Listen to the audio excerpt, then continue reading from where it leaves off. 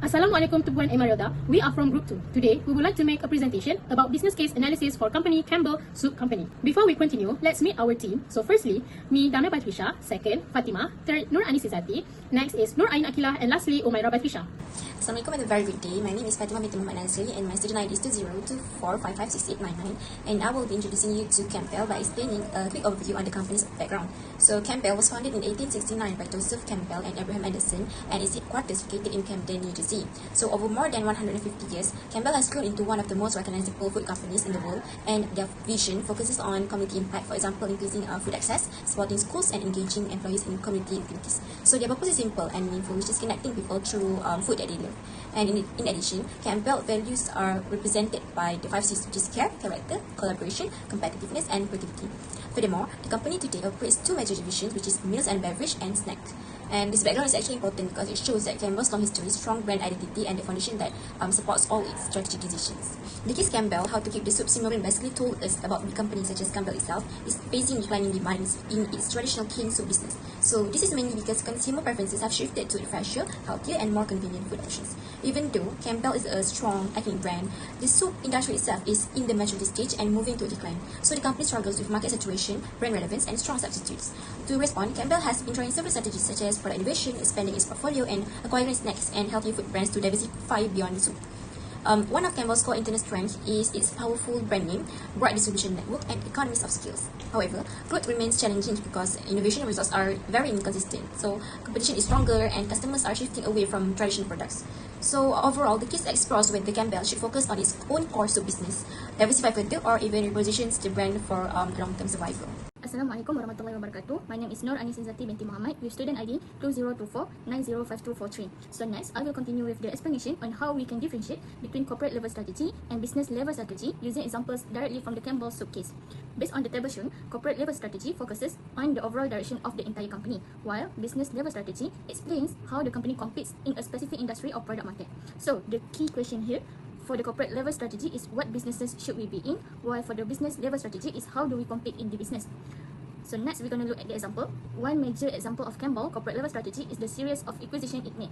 The company acquired Singerlands, Pacific Foods, and Bold House Farms. This decision affect the whole company because they expand Campbell overall portfolio beyond soup into snacks, organic foods, and beverages. So basically, this reflects corporate level strategy because it changed what businesses the company is involved in, not just how it competes in soup. Another clear corporate level strategy is the decision to divest Campbell International and Campbell Fresh. By selling this division, Campbell narrowed its focus back to the North American market. This is a corporate level strategy because it affects the company's scope and shows a top level decision to streamline operation and pay down debt. Next, Campbell entry into Russia and China and later its withdrawal from Russia also represent corporate level strategy. This decision determines where the company operates globally and whether certain markets are worth investing in. Campbell initially entered Russia and China because they consume far more soup than the US, but later exited Russia when results were below expectation. Lastly, the board of directors (BOD) even considered splitting the company or selling it entirely. This is one of the strongest examples of CLS, corporate level strategy, because it affects the entire future direction of Campbell Soup Company. Next, move on to the business level. Campbell focused heavily on improving its soups offering. This included upgrading quality, enhancing convenience, and improving packaging. These actions helped Campbell compete against brands like Progresso in the soup market. This is a business level strategy because it focused on how Campbell competes within a specific industry. Secondly, under CEO Dennis Morrison, Campbell launched over 50 new products, including 32 new soups. The goal was to respond to the changing consumer taste, especially among health-conscious customers and younger consumers. This represents business level strategy because it aims to differentiate Campbell offerings within the food market. Thirdly, to compete more effectively with General Mills Progresso brand, Campbell made efforts to enhance its soup's flavor, nutritional value, and convenience. These actions directly respond to competition within the same market, which is exactly what business strategic level focus on. Lastly, Campbell also introduced a more modern packaging design and even created an iPhone app with recipe to appeal to millennial consumers. The strategies are business level because they improve customer experience and help Campbell differentiate itself from competitors within the same industry. So, as conclusion, corporate level strategy is easy to identify because it deals with big decisions that impact the whole organization, such as acquisition, divestment, and global expansion, while business level strategy focuses on how Campbell competes against other brands in its market by innovating its product, improving quality, and responding to customer preferences. Assalamualaikum and hi to our fellow audience. My name is Nur Ain Akilah binti Karim Mazarif. My student ID is 2024917085. So for my presentation today, it will consist of two questions. The first question is what motivates company to adopt business level strategy and corporate level strategy. So I begin with the business level strategy first. The first and most pressing motivation was declining soup sales and changing consumer habits. Even though Campbell has expanded its presence in the market in the US, Campbell faced declining sales in its soup. This is due to changes in consumer preferences, whereby they were seeking more convenient meal options such as ready meals and dining out. Campbell needed to differentiate its product to stay relevant and competitive, especially against competitors like General Mills Burger Soup. So the next thing that motivates Campbell to adopt business level strategy is a need for product innovations and modernizations. This is because the company are aware that their consumers majority consists of younger generation, which are increasingly large in percentage of the population. In the case study, it's mentioned that the US population consisted of 80 million people aged between 18 and 34 years old, which contributed to 25% of the population. The former CEO, Morrison, knew that the company had to change to increase the appeal of its product. So under former CEO leadership, Campbell launched more than 50 new products, including 32 new soups. This is to attract health-conscious and younger consumers who view canned soap as outdated. And the last thing that motivate Campbell to adopt business level strategy is international market challenges. This is due to Campbell's struggle to run their business in Russia and China because consumers prefer homemade soups over prepared ones. So as we know, these two countries has a high soup consumption. Due to this, Campbell launched their products tailored to local tastes, trends, and eating habits, which leads to a good opportunity for the company to expand their business to Russia and China. Campbell even came up with a production line specifically created for the local business, for the local Russian market, which is called Domashная Klasika. This production line was designed for a stock base for soup which contain mushroom, beef, or chicken, which leads to Russian consumers easily to prepare the main traditional Russian soup recipes. How about corporate level strategy? What could motivate Campbell to adopt this strategy? So the first one is portfolio diversification and growth. Campbell acquired Pacific Foods, a leading company in organic soups and broth, and Sinus Lands, which is the second largest salty snack maker in the US. This is to reduce the dependence of Campbell on stagnant soup sales and to enter faster growing categories such as healthy or organic foods and snacks. Next is response to financial underperformance. In 2018, Campbell's earnings from continuing operations decreased significantly from $887 million to $261 million despite many acquisitions. This is because many acquisitions made by the company failed to deliver expected returns. Campbell has spent billions on acquisitions such as Boathouse Farms, Sinus Lands, and Pacific Foods to diversify and grow. Furthermore, with many companies acquired by Campbell, it loaded the company with more debt which could weaken its financial health and flexibility. So with divesting on non-core certain businesses activities, Campbell could use the proceeds to pay down debt and strengthen the balance sheet.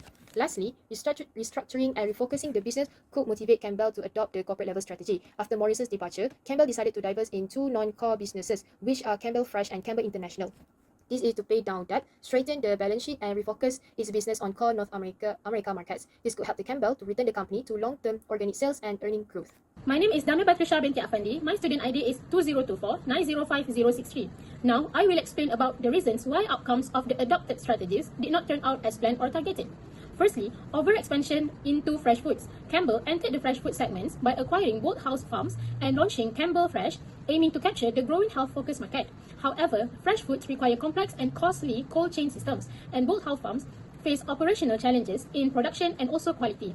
Ultimately, Campbell lacked experience in managing their fresh food supply chains, which led to high operating costs, and the strategy did not align with the company's core strength. Second, the company launched too many products. Under leadership at the time, over 50 new products were introduced, including 32 new soup varieties in a short period. This overcrowded the product lineup, confusing consumers and stretching retail shelf space, marketing, and also R&D resources. The result was a lack of focus on core products, and many of these new products failed to gain strong market traction. Moving on the next slide, the third one is leadership instability. Campbell went through 3 CEOs within just 1 year, causing frequent shift in strategic direction. This created inconsistent execution, left employees and management without a clear long-term vision, and undermined investor confidence.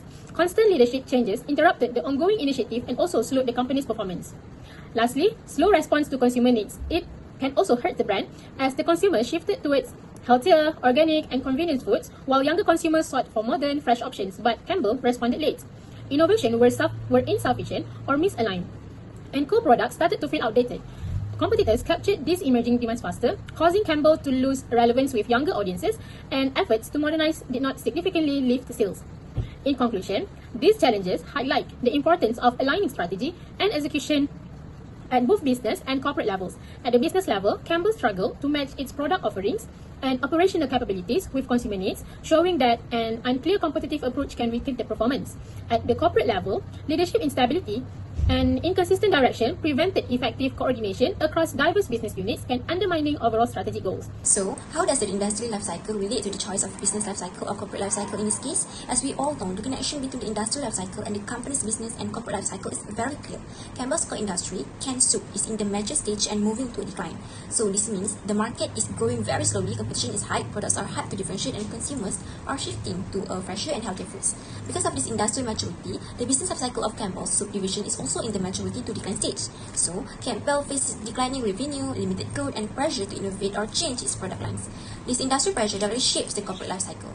So, Campbell cannot rely on soup alone, so the company responds by diversifying into snacks and beverages, repositioning itself toward healthy categories, refreshing branding and packaging, and restructuring under new leadership. My name is Umaira Batrisha binti Sharifuddin, number ID 2024-988-775. I will explain about the meaning of outsourcing, merger and acquisition, and internal development. Outsourcing refers to obtaining goods or services from an external third party to improve efficiency or strengthen a company's market position. In the case of Campbell's, the company did not engage in any significant outsourcing activities. Instead, Campbell's chose to keep its core operation in-house to maintain strict control over product quality and consistency. This approach ensured that Campbell's could protect its brand reputation and maintain high standards across all stages of its value chain. Next is the merger and acquisition. Merger is the process of combining two or more firms into one new legal entity, while acquisition is the process of purchasing other business that give access to the market. Campbell's adopt merger and acquisition through the acquisition of Pace Foods in 1994, which is a Mexican sauces producer, and in 2018, Campbell's acquired Pacific Foods, an organic soup and broth producer, Snyder's Lands, the largest salty snack maker, and Boathouse Farms, a juice and carrot seller, which is the largest acquisition of Campbell's history. Then, internal development, which is a process to enter new businesses through investment in new facilities called corporate entrepreneurship. Campbell's use internal development through the development of iPhone application and the employee training via Campbell University. Then, I will explain how these activities can add value to Campbell's. Merger and acquisition add Campbell's value through reducing the price of volatility of overlapping raw materials. For example, like peppers, onions, tomatoes, which was already being used by Campbell's before the acquisition of Pace Foods products. Merger and acquisition also add value for Campbell's by increasing net sales by 10% in 2018 due to an 11-point benefit and diversification of company's portfolio due to the variety of products like soup, snacks, beverages, and organic foods offered. Whereas, internal development managed to add Campbell's value to strengthen engagement among team members, increase employees' innovation, leadership behavior, workplace flexibility and wellness, as well as enhance appearance on technologically savvy consumers. Moving on to the second question, which is what other relevant industry issue should be considered for future strategic direction. The first issue I identified for the case study is the health and wellness trend and legacy brand identity. The issue is where Campbell faced a fundamental identity crisis. For generations, there were the red and white can in every pantry, which symbolized the convenient and affordable soup. However, today's consumers are not looking for that anymore. The consumers are looking toward fresh, organic, minimally processed, and functional foods. Due to this, Campbell should consider to decide whether to fundamentally reformulate and reposition its core products for health-conscious consumers or maintain its traditional products in a distinct category while independently developing new and fresh-focused brands. This means they must build entirely new brands in the fresh and healthy space and not just put a healthy label on a can, but create separate products with separate marketing that speak directly to modern consumer. Next is the rise of private label and eroding brand power. Based on the case study, it's mentioned that retailers like Dollar General, Walgreens, and Family Dollar expanded their food selections to increase their appeal. Retailers' private label brands have significantly improved in quality and offer lower prices. Campbell's iconic brands like Campbell's Soups face intense pressure on both price and shelf space. Campbell may consider developing a clear value proposition beyond brand nostalgia through innovation leadership, whereby Campbell should strive to be the first to market with genuinely new products that private labels cannot immediately copy, which leads to create a perception of being on the cutting edge. Or Campbell may use a retailer partnership model where the company shift from a supplier relationship to a strategic partner. This involves co-creating exclusive products for specific retailers and offering superior supply chain and data analytics services to help retailers manage category performance. Besides that, Campbell needs to take into consideration changing consumer preferences, which is the cooking at home trend. This modern cooking at home trend is often associated with fresh ingredients, semi-prepared meals, and is not opening a can. Campbell's condensed soup is an ingredient and not a meal solution. In the case study, it's mentioned that during the recessions, cooking at home has increased, which should benefit packaged foods. Instead of producing just a soup can, Campbell could reposition as a meal starter or flavor-based brand, or expand its business into ready-to-heat soups and bowls that compete with takeouts and fresh prepared meals. The last industry issue that should be considered for future strategic direction is the input cost volatility and supply chain risk. Campbell's profitability is highly exposed to fluctuations in the price of commodities like tomatoes, wheat, and aluminium. These costs are volatile due to factors like climate change and global trade dynamics, which creates significant financial uncertainty. To mitigate this risk for the future, Campbell should prioritize 3 strategic actions in its supply chain. The first one is Campbell should prioritize supply chain diversification. Instead of sourcing ingredients from only one supplier or from one local area, Campbell should diversify its supply chain by purchasing the ingredients from multiple supplier or multiple geographic regions.